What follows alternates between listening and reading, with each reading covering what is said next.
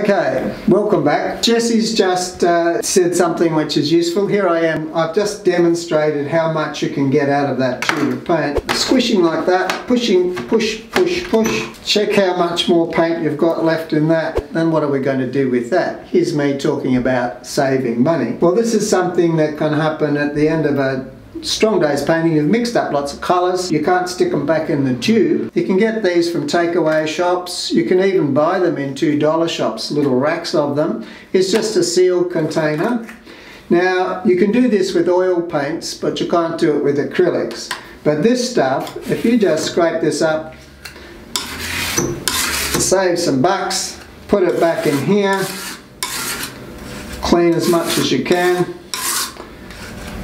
I've got a student who comes in, a night student, it's informed his colour mixing because he has racks of these things and he goes through all the pre-mixed colours. Some of them are very, very old.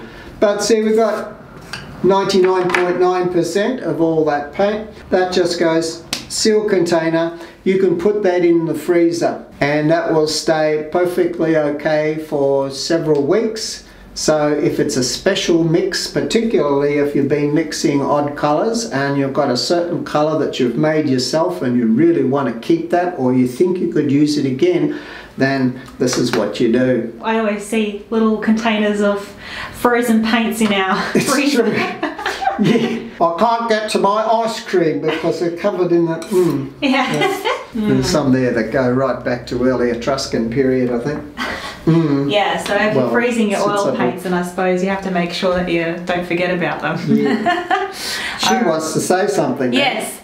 Thank you very much for watching. Yay! And please subscribe, send us suggestions and all that fun stuff. Yay. Do all that stuff. Yay. Thank you.